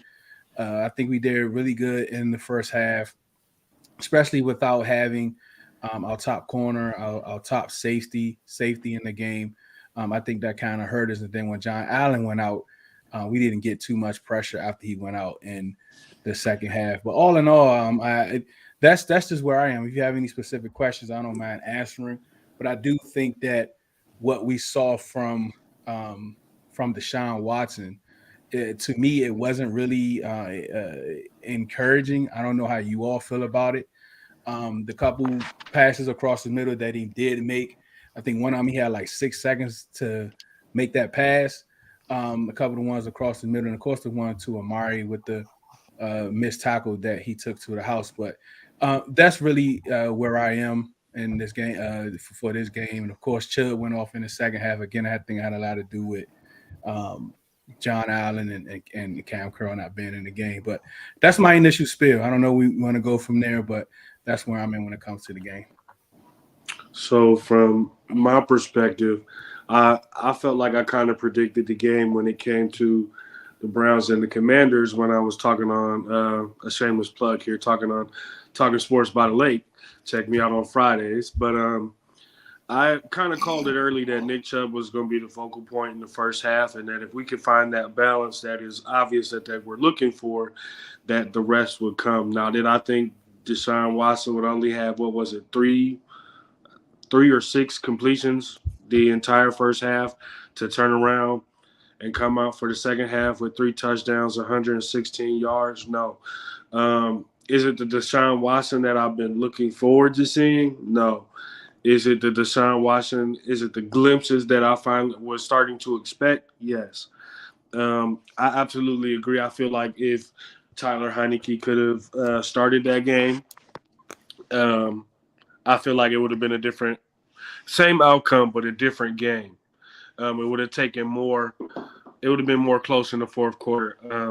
My only question to you, Deuce, is as far as it goes for the Commanders, do you think that they sat Tyler Heineke more because of the bonuses that he would have got out of his contract and to get a better draft pick than it was to they really wanted to give Wentz a chance? No, I ain't got nothing to do with the bonuses. I mean, I think it's $170,000 he get if he plays 60% of the snaps, and he wins the game. It ain't got nothing to do with this bonuses. What I think what happened, especially after the second Giants game, the comments that Ron Rivera made following the game about that he was thinking about going to Wentz in that game, but Taylor Heineke obviously came out and he did much better than what he did in the first half. So from that point, I knew that Ron Rivera wanted a reason to go to Carson Wentz. And I think he wanted to go to him to begin this Browns game. I don't think he really wanted to go to him in the 49ers game because it's the 49ers. It's this $28 million quarterback, and they wanted to see what they have in him. In the 49ers game, that was the best half that we've ever seen from Taylor Heineke. I mean, everything that he was doing, his progressions, 1, 2, 3, his outs, he had some velocity on his passes. He was making good reads. He was running when they gave it to him. That was the best half he's ever played. He came out in the third quarter, wasn't as great, but then Ron pulled him. From that point, I knew that he wanted to see Wentz, what they have in Wentz, to kind of gear up for the off season. And they made that change. I don't think they should have made that change, but no, it had nothing to do with the draft position, had nothing to do with bonuses or any of those. No, because we was in playoff contention, so at that point, draft picks really didn't matter. Can I ask a question real quick? I got a little bit of time left. But anyway, hold on real quick. Joffrey, just how you doing tonight, buddy? Well, no complaints. My apologies for being late to the party, but kind of had my own show that I had to wrap up before coming to join. It happens, man. It happens. That's why we keep this party going. What Go ahead, did I Evan. miss anything good on here? No, we talked about Mr. Hamlin. If anyone wants to talk about him again, go ahead. We talked about him a lot. We've only gone over about 5 games so far. So the only thing I have about that situation is I want to call out the cowards that's going after T. Higgins and thank you and sending death threats his way. That's a coward move. He didn't try to injure him like that. And on top of that, they are a fact now? alums to the same university. So for y'all to go out and treat this man this way, sending death threats to him and his mother and other family members, that's a cowardice move. And y'all should be ashamed of yourselves.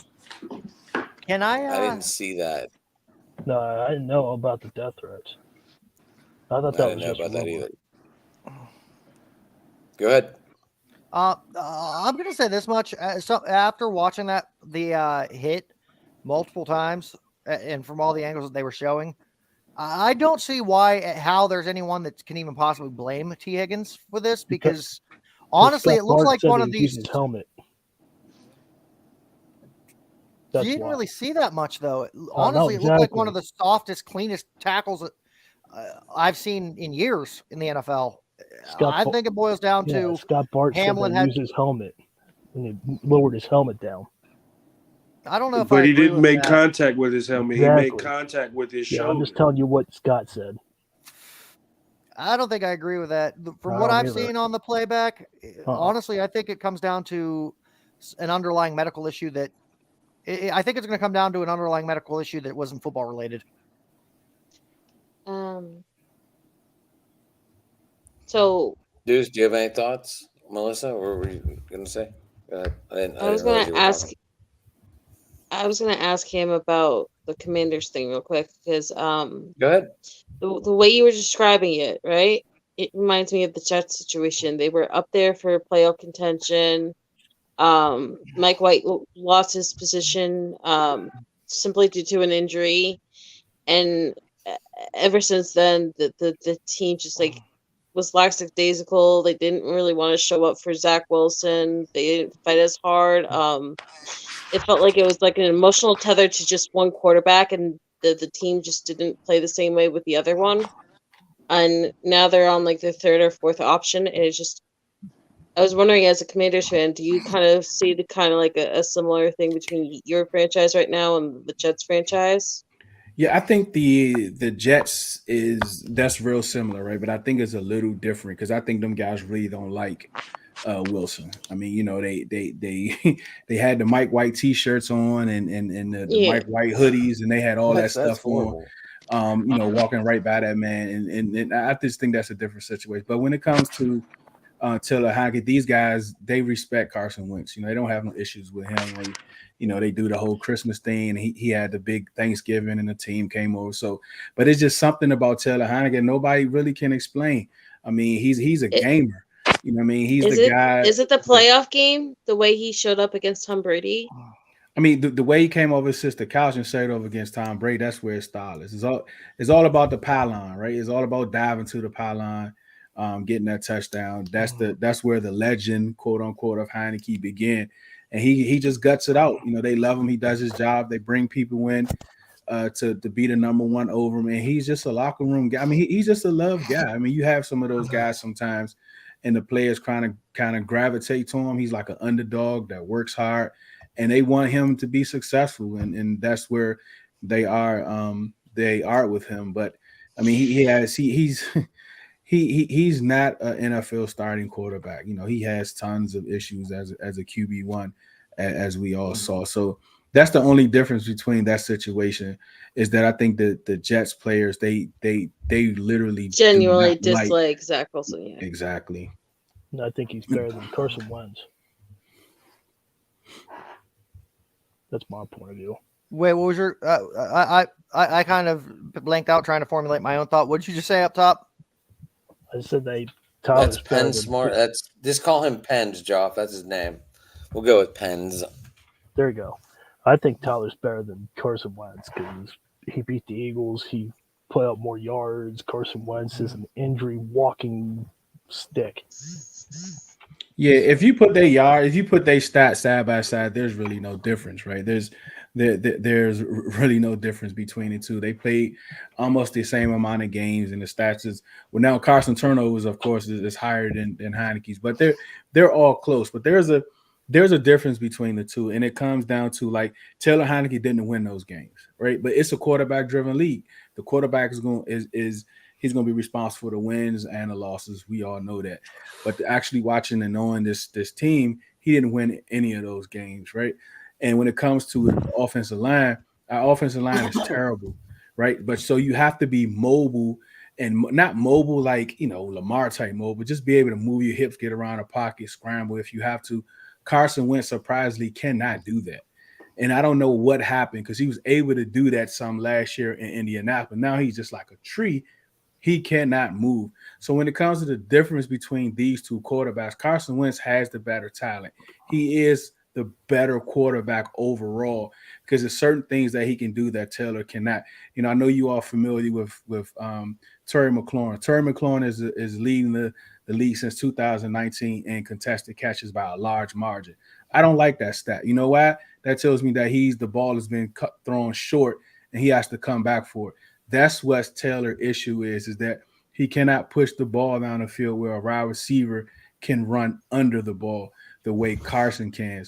But Carson can't move around to be able to get the ball down the field. So that's where we are when it comes to Carson Wentz and Taylor Heinicke. But overall, if you have everything in place, a good running game, a good O-line, Carson Wentz is the better quarterback.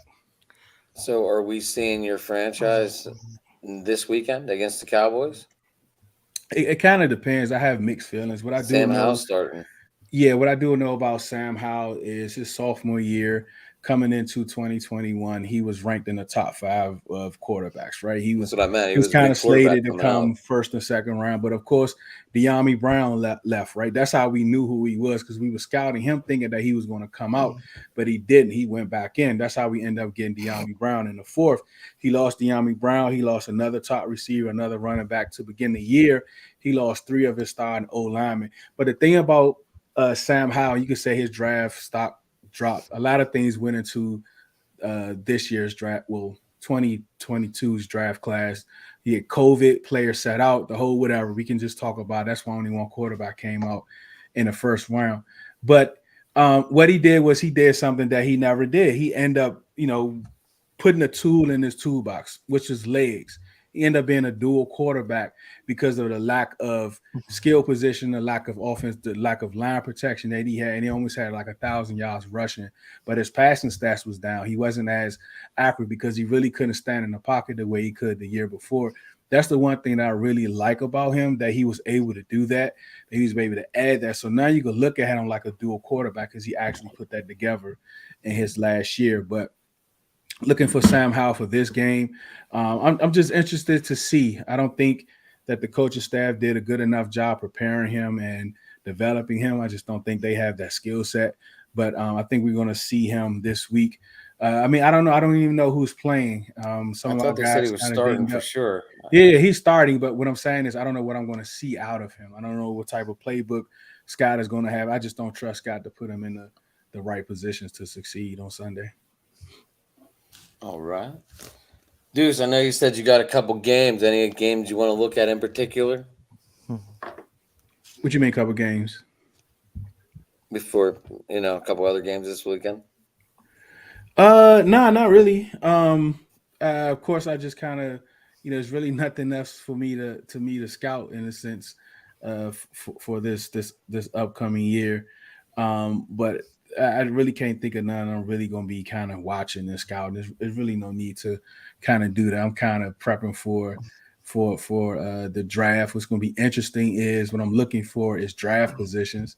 We need a couple teams to win, a couple teams to lose to give us some better draft position. And that's the main thing I'm looking for this weekend. Just curious, is it always good to see that stat across the bottom there? Philly losing? Heck yeah. Yeah, man, as always, divisions always need to lose. I love it. And the Eagles That's what I meant. Like, was there any games that caught your eye this weekend that you wanted to mention? That's what Nah, I mean, Philly's going against the Giants. It's really going to depend what the Cowboys do in our game, if they're going to really put their starters out there. Minshew didn't look good last week. He did not look good. They had him throwing over 30 times, which is not good. You need to run the ball to keep him ahead of the chains. I think Gardner Minshew, what he did in Jacksonville, I can't. In the first couple games with the Eagles, especially the first game, he looked real good. But he ended up going back to what he actually is, which is a backup quarterback. They need Jalen Hurts back. If we're able to beat the Cowboys, they're going to have to make a decision because I don't think Jalen is ready. I think he wants to have that bye week, give him another week to kind of get that spring together. But if they don't, if the Cowboys win, they may have to play Jalen Hurts if they want that 1 seed because you got the 49ers right there also in the Vikings. So that's a game of intrigue for them, but not really for me. But there are some different scenarios from our game that could kind of shape up the NFC East. Before you got here, we were talking about how quickly things could change. Like the Eagles lose, Niners win, Cowboys win. Yep. All of a sudden, the Cowboys move up to the 2 seed, and then all of a sudden, Niners get the bye week. Or if the Niners lose by fluke to the Cardinals, which I don't see happening, and then the Cowboys win and the Eagles lose, the Cowboys are the number 1 seed. Now all of a sudden, we got to go through Arlington. Yeah, man. It's the NFC East. The NFC itself has been crazy. I mean, I really don't remember a time this year in the NFL when teams were so close. I mean, one loss here. I mean, look, we was just the 7th seed we were just the 7th seed in the playoffs, and now we're out just by 1 game. You know what I mean? Last year. Yeah. So this is. Would you rather see the division like the AFC, the NFC South in your division, like it was that 1 year, where everyone was just crappy? Nah, you don't. That was 2020 when Dak was it that short? I thought it feels like forever ago. Yeah, it was everything going on. when Dak went down and everybody was sorry, and we ended up getting in the playoffs with the losing record at 7-9. No, I want it competitive, especially within our division going into December like it was. A couple losses, a couple wins kind of determine who's going to go to the playoffs or not. I want competitive football. You give me that, at least for 4 months, I'm pretty happy. But not as happy I would be if we were still in the playoffs. A lot of people thought the Giants was going to fold, but we end up folding. So that's not good for me. But it was good. It was a good season. So you're already looking ahead to the draft. That you're not even really looking forward to the end of the season, or? No, it's intriguing now because Howell is playing, right? So that's going to have implications on the draft. It's going to have implications on free agents. There's not a lot he's going to be able to show us. It's just one game. But the one thing is that he is playing against the Dallas Cowboys starters. They're not sitting because they want to win this game. They want to get that seeding. So this is going to be a test for him. But, what I'm looking for is progressions. I'm looking for release. I'm looking for pocket presence. I'm looking for decision making. Those are the things that I'm looking for from Sam Howell, not so much the stats. Can I ask you a question? I know Real my quick? guru's got questions. Mm-hmm. Are you guys going to play Chase Young? I don't know. In this game? I don't know. I think they will. It kind of depends. I just don't know yet. We won't know more probably to Thursday and Friday. Man, look, it's only 40. They got 53 people on the team. You can't. Some of your quote unquote stars is going to have to play. It just depends who they choose to sit. I wouldn't be surprised if they do sit him. I don't think he'll want to sit. I think he'll play some. The last game against the Cowboys down there at Jerry's World, Michael had a whole lot of stuff to say while Chase was on the sideline. So that might be something to kind of keep him up to be able to play this game. But I don't know. I just don't know yet. Well, the reason I asked, because you said Jonathan Allen got hurt in this game, so I thought maybe with that injury, you might want to play Chase Young, but at the same time, he's been mostly injured for the last 2 years. So at the same time, I could see you guys maybe pulling in like an Aaron Donald thing where you guys just bench him and don't risk further injury and then just save it for the next year where you guys can be competitive again and then start the whole race to the playoffs again. So as a Commanders fan, I wanted to ask you your opinion. Do you think he plays or not? Yeah, man, when it comes to Chase Young, I think he wants to play, right? I think he wants to play. I think a lot of those guys want to play, but is Ron Rivera going to tell them no, they can't play? I think that's where it's going to come down to. I don't think he will. Chase Young still is getting up on. He's still getting the game up under his feet. He hasn't played a full game in a sense, but the reps is piling up. He may want to get a few reps out. I mean, everybody wants to play against the star, right? Everybody wants to have some type of impact against the star that's on those helmets out there. So I wouldn't be surprised if he does. I remember him in the Niners game, and he felt like he was back to trying to like be Predator again, just because he was facing Nick Bosa's team. Yeah. I mean, against Trent Will, what a way to come back. He had a couple wins against Trent. He ran him over one time on a bull rush. He was able to get around him one time. So I think that was good prep for him. And being able to see Nick Bosa out there, because that's what we want. Like, we want him to be on that type of level, and he's not there yet. I mean, he wasn't there before he got injured last year, but that's where we want him to be. So I think, it was good for him to want to be out there, especially to go against the best tackle in the league. Any other Commander questions? Is Gibson your starting running back moving forward, or what's going on with him? Yeah, so I think in the beginning of the year, when you look at this team, because Gibson been RB1, he has 1,000 yards the last couple years rushing, but his skill set is the switch army knife in a sense, right? I never thought that he was a true RB1. I mean, we all know he was a receiver coming out. And I think the competition between him and J.D. McKissick, I think being those that we have Brian Robinson was able to like unleash what Antonio Gibson really is, right? Which is a dual threat back who can run in between the tackles. He can run outside the tackle. He can line up in the slap. He can do all those things while Brian Robinson is on the field. So I think having both of those guys with of course Brian Robinson as RBO, because Antonio Gibson, he has 899. He has 899 all-purpose yards. You can't even tell, but when he gets going, he puts chunks together, and that's him missing his last two games, and he's definitely probably not going to play on Sunday because he was dealing with this foot thing all year, which ended up being a knee issue now. So I'm sure he's not going to play. Is this the last year of Curtis Samuel? No, one more year of Curtis Samuel. Okay. Yeah, he signed a 3-year deal. Of course, he was out pretty much all year. But yeah, he's going into his final year of his contract. Alrighty. Anything else for Mr. Deuce?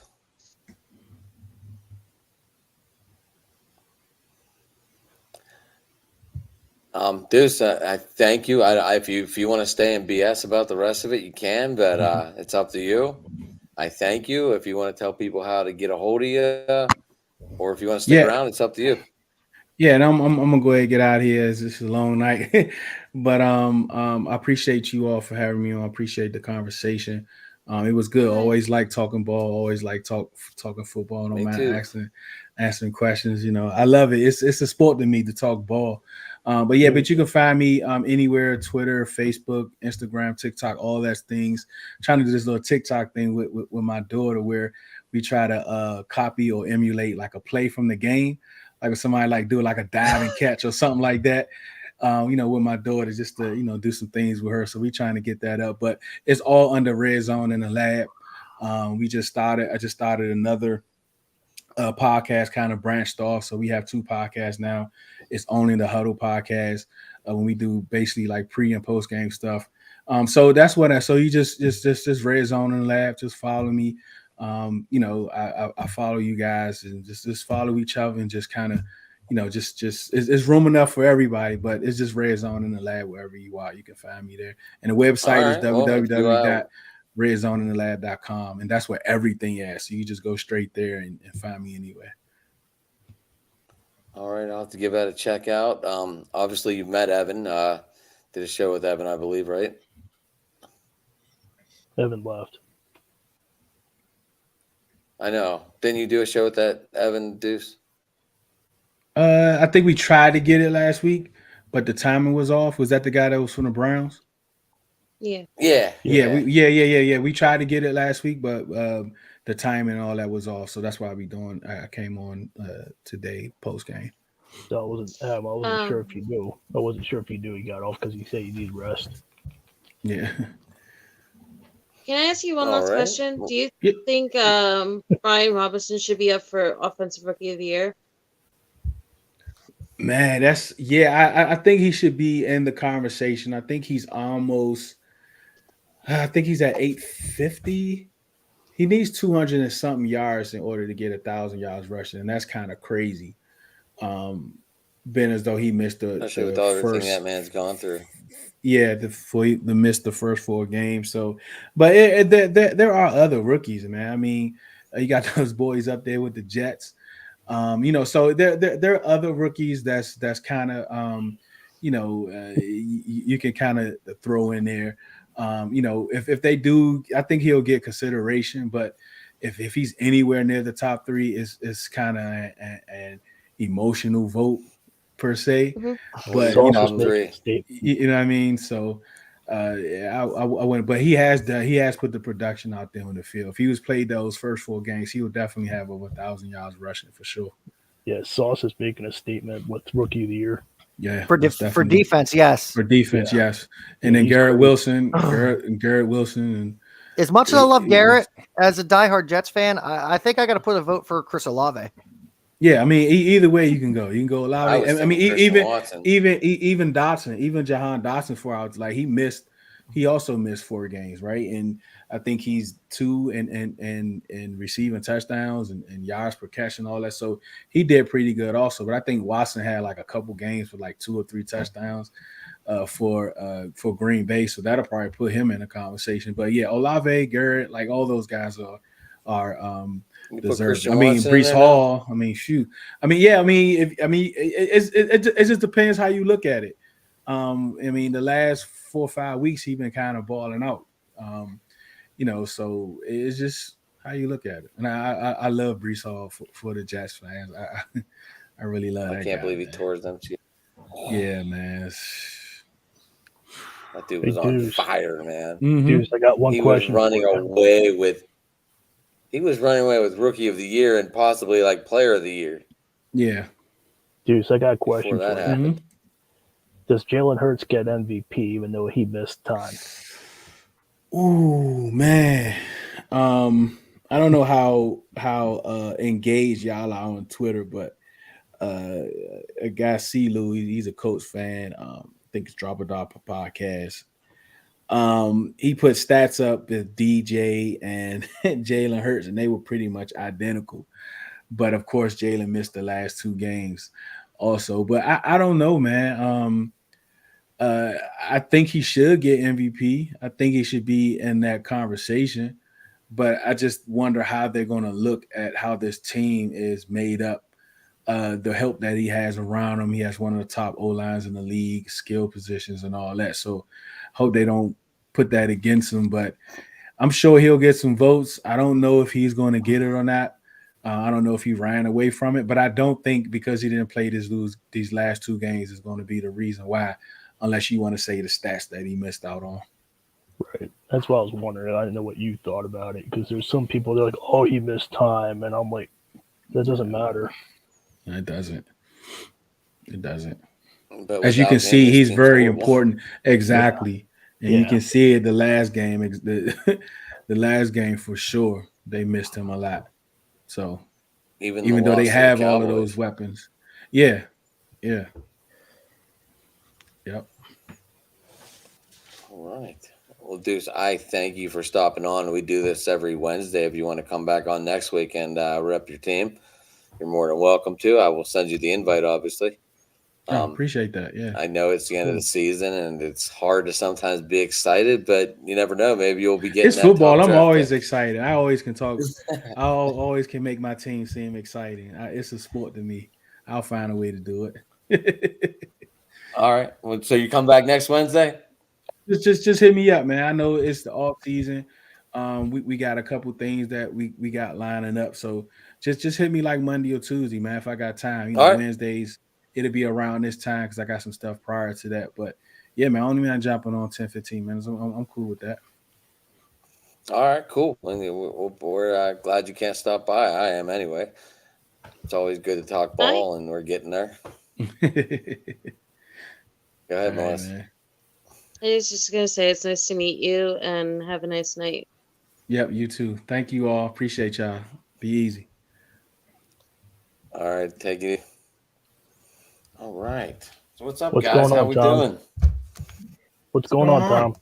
Yeah, you haven't talked much. What's going on with you? No, I just popped on me, you guys. Sorry. I was No, you're good. You're good. I wanted you to get the mic and see what you thought about some stuff. All right. I was I was talking to some people about the Devis stuff. A lot of people were like, "Oh, what do you think? This and that." So I was talking to some people about that. No, you're good. Gotten a few arguments with people about it, but whatever. That's always fun. It's good times. Any news on the sign? Are they signing them or what? I know we're getting. Yeah, they signed 11 for 331. That's what he ended up going for, 331. 331, which I love. Obviously I love, but I don't know. Like that can't be the only thing you're doing because you suck right now. So you got to do something else. And I would say that bring in trade Brian Reynolds and O'Neal Cruz. Trade these precious. I saw someone through this trade. I saw someone through this trade out there today, Tom, and I was like, "What am I looking at?" Come on, Yankee. Oh, the Yankee trade, Nation, come on.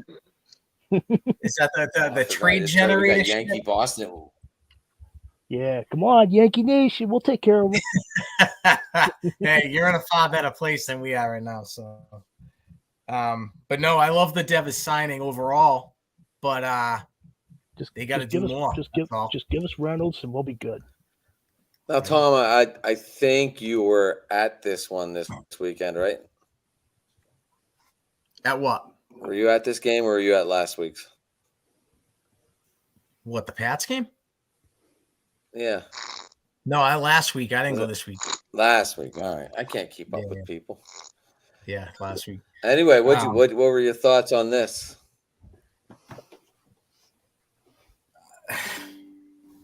Oh, they're not a good team right now. So I mean, there's not a lot They to. won. They're in the playoffs. They are.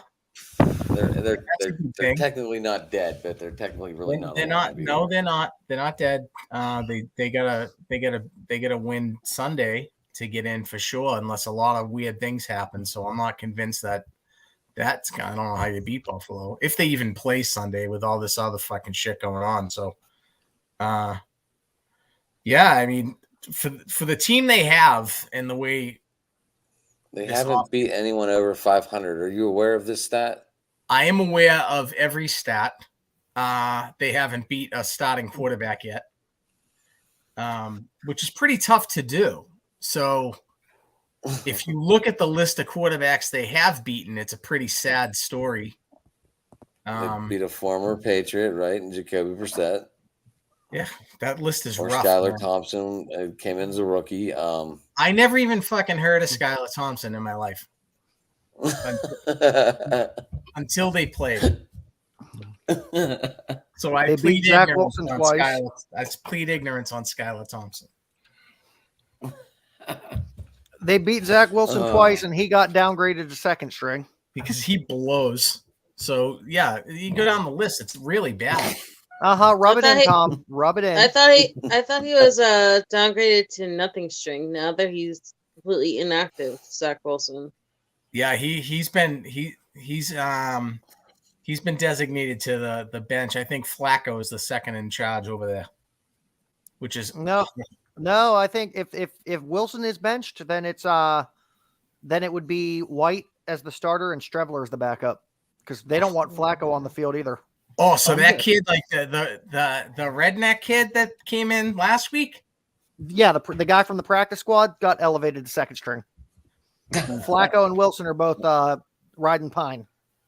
That's tough sledding there, man. That kid sucks. Which one? Traveler, whatever you said his name was. Honestly, as gangrene till the day I die, no matter which of the four you throw in the equation, they suck. It seems so.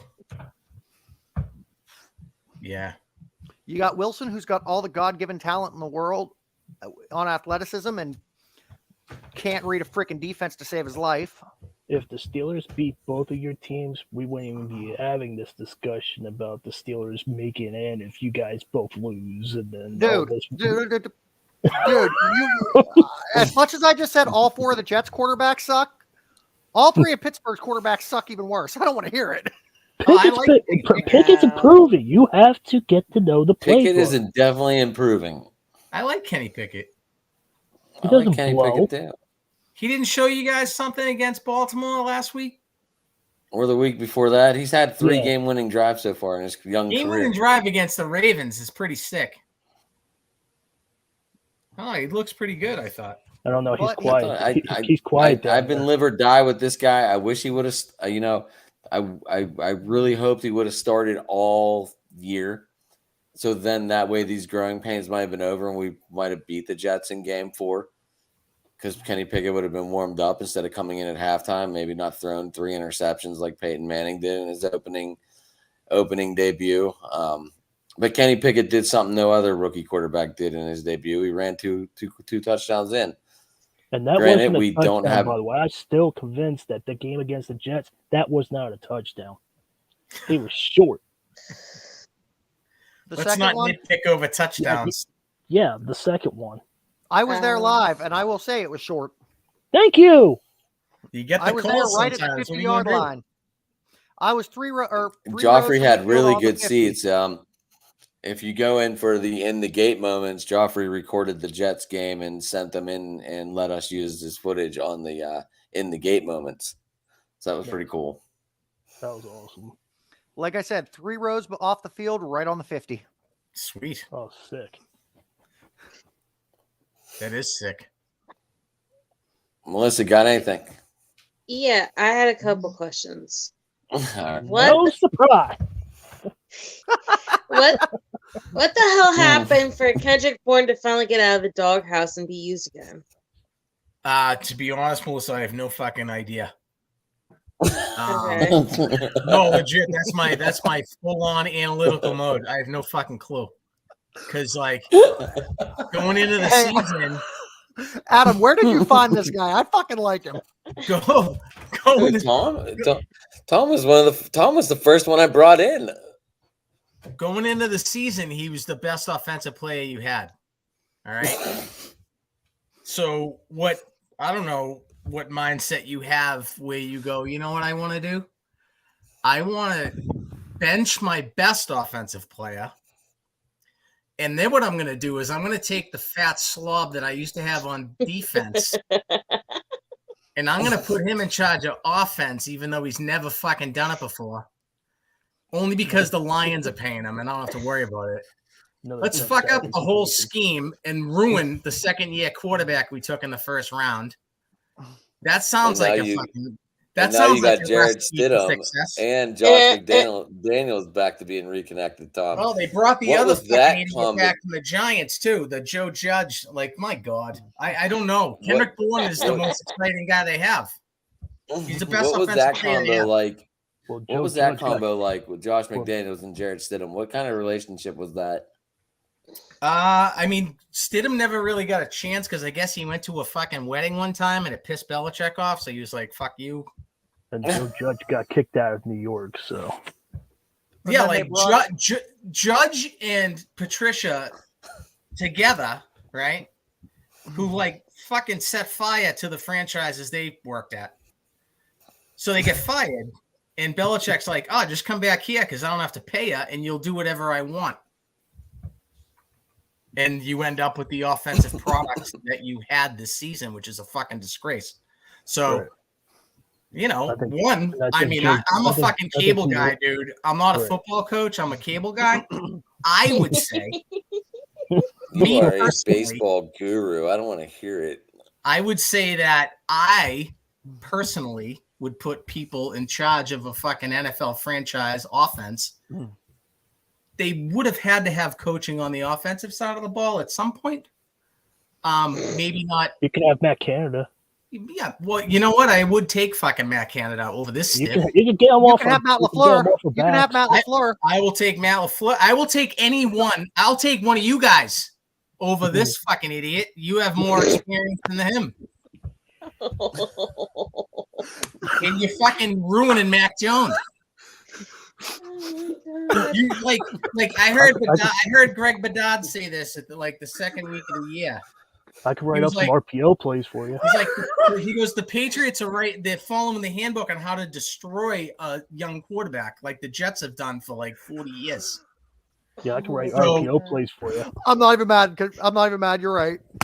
It's just like, what are you doing? Like second year, you're supposed to take the fucking jump, and they put this fucking idiot in charge of the offense.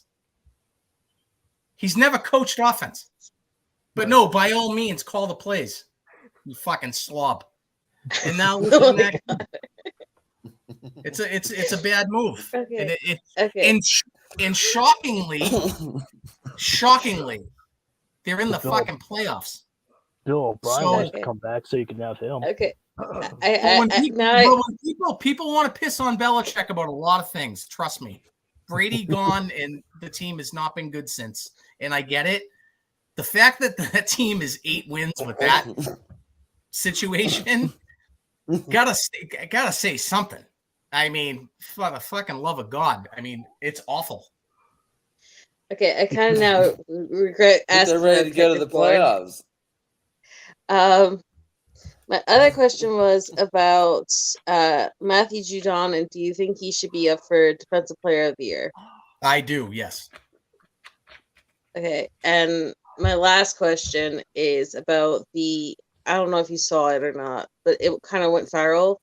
The Patriots fan that was at the Raiders game and he got harassed by that crazy white woman. I did and see how that. he was then invited to the next Patriots game and he got to sit in the actual box with Robert Kraft right next to him. And your thoughts about that? I thought it was actually a very cool thing that Kraft reached out to the kid, because that kid had far more restraint than I would. She was out of her mind.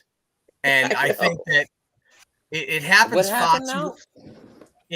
This woman, this fucking douchebag, by the way. Okay, she got this kid's face the whole game.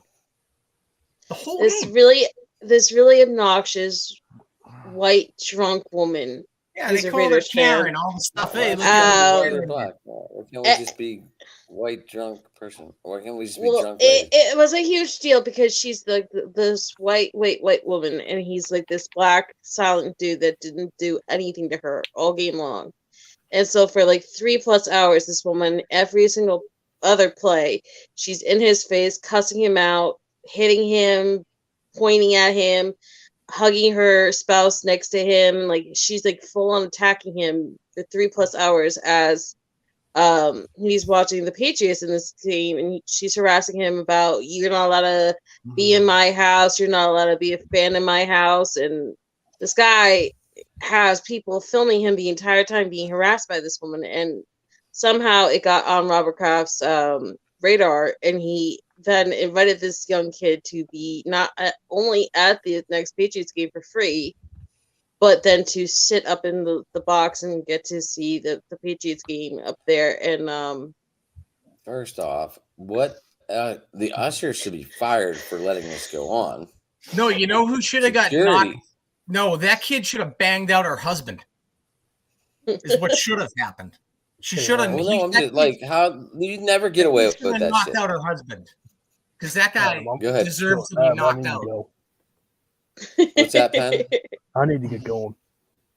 Okay. Do you want to break down the Steeler game real quick, or no? Not real. We got time. We got a couple minutes. Maybe a little bit. Okay. Okay. Joffrey, real quick, go ahead. I just want to say, so this happened and it got back to Robert Kraft, and he invited this fan to sit in his private box to watch the next game. Right next to him. Yeah. Well, you know what? All of a sudden, Robert Kraft is definitely a hell of a lot better of an owner than either one of Art Rooney Jr. or Woody Johnson. Because God knows neither one of them would have done that. There was a whole thing before the game that he brought the kid in his office, and he gave him a personalized jersey with his last name on it and all that stuff. So they had like a moment. They met in Kraft's office, and then he told him, he goes, "Why don't you bring your family up to my owner's booth?" And they all watched the game from there. I thought it was cool, and he had nice things to say about this kid who had, like I said, I don't know how the hell he kept his cool. I would have lost my mind. But yeah, the kid, sat there and just shut his mouth and let the girl fucking chirp in his ear, get in his face, and he didn't do anything. He just sat there and watched the game. And Kraft found out about it, saw the videos that were all over the place, and yeah, invited him and his friends or his family to the game and would guests with Bob Kraft in the booth. I thought that was pretty cool. You don't see that enough, to be honest. No, that action right there, as somebody who it's in my blood to absolutely hate everything involved with the Patriots, that makes me actually want to respect them. You're not alone, believe me. Tom, you didn't go to the Winter Classic, did you, by chance? I did not. No. Dude, that was like the hottest ticket. That was like the hottest ticket in the country to get. It was like $1,000 to go to the game. It's like, yeah. I mean, well, I don't think it would. Well, I mean, it would have been worth it, but for your end, but not me and Penn's end. No, I don't want to that talk shitty about fucking third period. Fuck. Yeah. I mean, I watched the game. It was a good game. and the crowd was awesome. I mean, it was a We can't- we fantastic can't- production, We can't hold fucking leads for the life of us. but The 4-0 Pens are and we lost awful right now at 5-4. holding leads.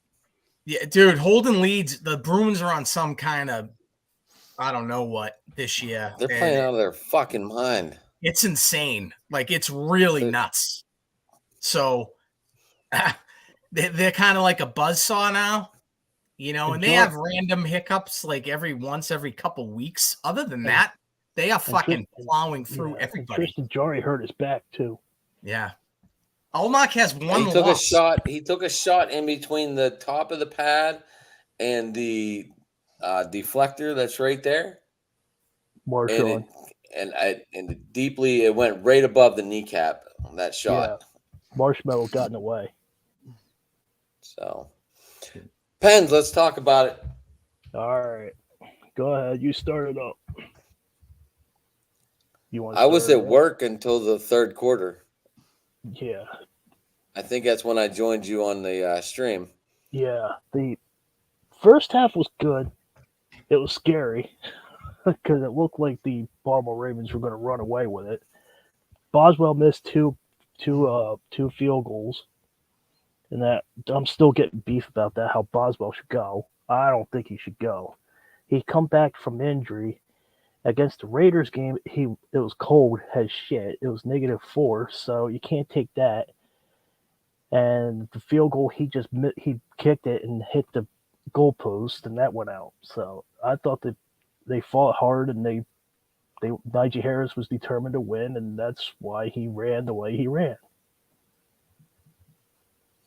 And Kenny Pickett with the game winner. That was a big play, big moment. Like we talked about, I talked about him. I think Pickett's definitely growing. Like I said earlier, I had hoped he started the whole season, so we might not be where 3 games later, instead of him coming in against the Jets, I think Kenny Pickett has highly improved. I think he's going to be our starting quarterback for at least the rookie contract and maybe more. If you go back before the season, I said the Steelers aren't going to have a good record. They got a new stadium, new coach, new system. Matt Canada, it sucks. He can't open the playbook. It's going to take a while for Kenny Pickett to learn. Trubisky's starting to know the system. You can't come back and expect Ben Roethlisberger's Pittsburgh Steelers. It's going to be a new era, and then that's how I said at the beginning of the year. Everything is unfolding what I said. Now we should trade offensive coordinators. Except Can yours is actually a coordinator. What, you want Terrell Austin? I'll take anyone over this fucking idiot. I don't know. Terrell Austin's horrible. Matt Patricia, man. I don't Matt? know. Tomlin might actually teach him how to coach. Now, my weird takeaway on this whole situation with Pickett and Canada is they were reporting on Steelers Depot, SI, everything literally a week ago today that the Steelers have already made up their mind. Canada's done at the end of the season. They're set to be fired. If they miss the playoffs. Oh, no, there was no if about it. He was done. Read. Yeah, unless there's a new report that I didn't see. The new report, though, is apparently now they're backpedaling on that and are contemplating retaining him because Kenny Pickett and the connection is standing up for him. Yeah, and the connection. He's Kenny Pickett's a job saver. Who knew? No, that's not good. He was there. He was his coordinator at Pitt. He did a great job over 5 years there. Honestly, you look up until last year, his senior year of college, if you look at Pickett's stats across 5 years, honestly, there's no reason in hell he should have been the first quarterback off the board. There's something to be said about a quarterback and familiarity with an offensive coordinator. I mean, just look at Mac Jones and McDaniels. So look at Mac Jones last year, rookie season, fantastic rookie season. And look at him this year with that group they have over there. So if Kenny Pickett has familiarity with Canada from college, wouldn't you want to keep him around so they continue to grow? That's what I thought too, Tom. together? That's what I think Tell too. him to open the playbook. But I mean, he is a But- rookie though. You baby I'm not steps. talking Canada about don't Pickett, I'm open the talking about playbook Canada. yet.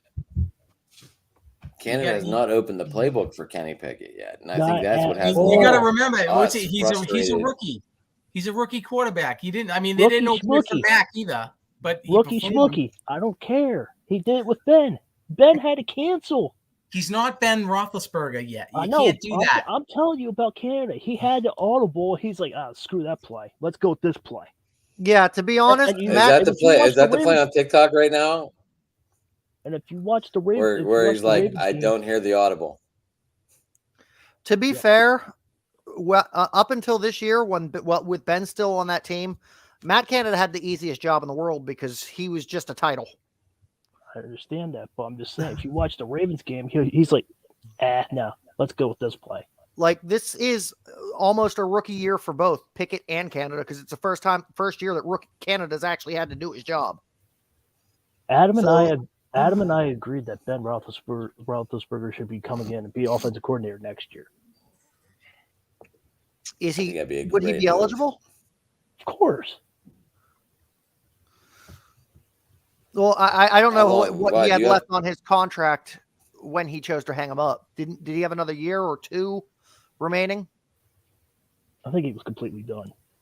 Oh, then yeah, that Yeah. might not be a bad idea. Yeah, I think he. I think it'd be a great idea. He hung it up, and his contract was up. Steelers got $22 million to play with, and because they were really low in the salary, and that boosted their salary up.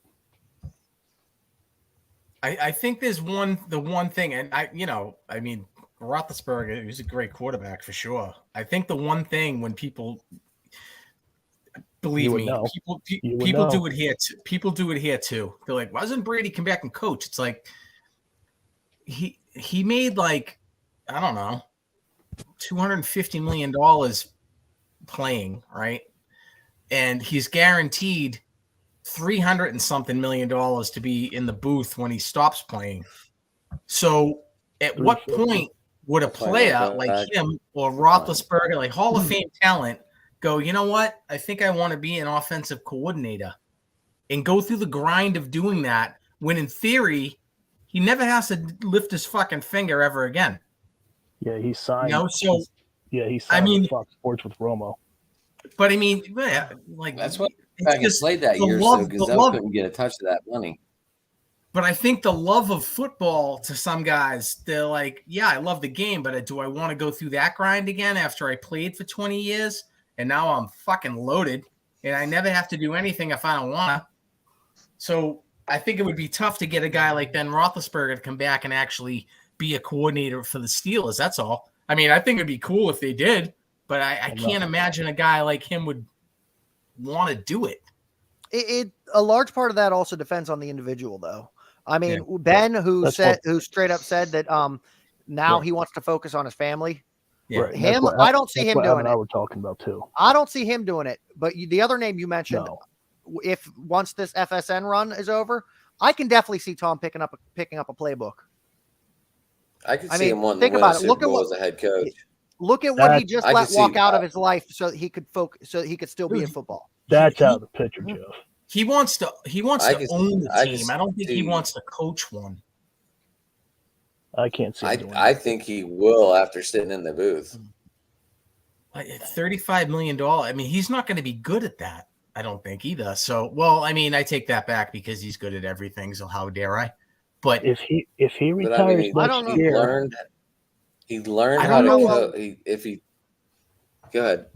Look he at how well Romo if he picked it up. retires this year, and he's in the booth for like 3-4 years, he'll be like 51. I think he signed a 10-year contract with Fox, didn't Yeah. he? That's yeah, what I'm 30, saying. 35 million a year. Yeah, he'll start at 51 That's and then fucking end at nuts. 61. It's just like, I mean, trust me, I love the guy, believe me. But I'm sure you do. yeah, I do. It's too Yeah, no, I'm gross. just saying. I'm sure you do. Nightly. You saved your franchise. But I don't. He doesn't have that Like he's very when he tries to be personal, he comes off as so like a fucking dork, right? So it's like I don't think that. I mean, he's smart as hell. So if you just want the X's and So O's, you're thinking he might not even be a good commentator?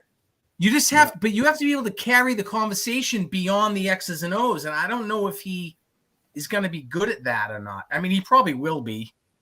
Romo will probably say something, then he'll probably get arrogant and flip out. Yeah, and he'll want to smack him or something. But it's like I find it like when they pick these people, you've seen some of these ex players they've put in the booth. Isn't Romo on CBS? Yes. And yeah, Brady signed to Fox. Yes. Romo's on. Brady was Fox, I think. Right? Yeah. Romo CBS, so they wouldn't be on the same broadcast. Yeah, because I thought Romo would be on. When Fox. Aikman went to So Monday are we Night getting Football, Aikman and Brady? Are we getting Aikman and Brady or Joe Buck? no, and Brady? you're gonna get Brady and I don't know, someone Greg good. Olson. It's got to be one of the two, right? I mean, or are they going to put all three in the booth? No, Wouldn't that because be they're crazy on if it was ABC Aikman? now. That'd be crazy if it's Aikman. and You're right, but Brady. isn't Joe Buck and Troy Aikman both on Fox? Yeah. No, they're on not. ESPN. They're on ABC now. They're on ESPN. Yeah. So that's why I think once Aikman and Buck were going to ESPN, they were like, oh, now we need a splash because Amazon made their moves and all that. Al Michaels and Which was a horrible move. So.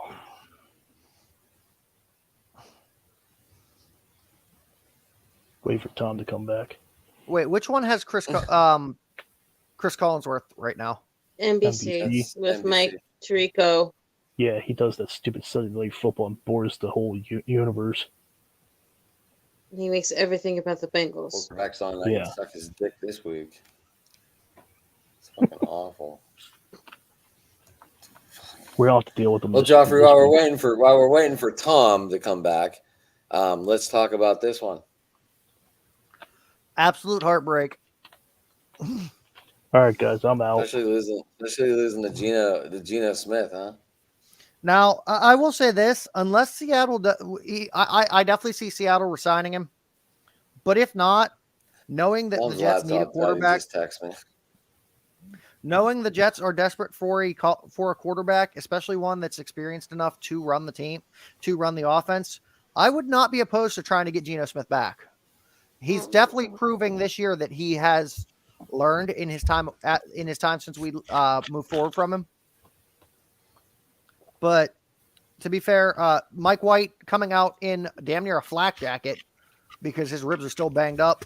23 for 46, 240 yards, but 0 versus 2 interceptions. The only points came in this game were on the leg of Greg Zuerlein for the Jets versus Seattle. Smith, going the other direction. 2 touchdowns, 0 interceptions with less aerial yards. It's a no-brainer that, like, this game for sure shows how badly the Jets are missing Elijah Vera Tucker. I think they're missing the rookie of the year more than anything. Now, Breece Hall's injury did hurt us, but the one that derailed us was Vera Tucker. Like his flexibility on that offensive line and how well he held it. How well he held that. He was the linchpin of our offensive line. When he went down, that's pretty much when you saw the roller coaster reach the top of the crest and start going downhill. Yeah, Adam. Hey, Pens. I'm done now. I want to say one thing before I get out of here. Go ahead. Pickett was 16 for 27, 168 yards, 1 touchdown, no interceptions against the Ravens D. Mitch Trubisky had 3 interceptions against the Ravens D. And he came in once Pickett got hurt. Correct. I want everybody that's watching and viewing this later to pay a lot of attention. And he just won the Steelers Rookie of the Year tonight. Nice. So, You got anything lined up this week, Pens? as of right now, I'm doing the Steelers and the Browns game. Are you going to talk to Evan, see if he comes on with you?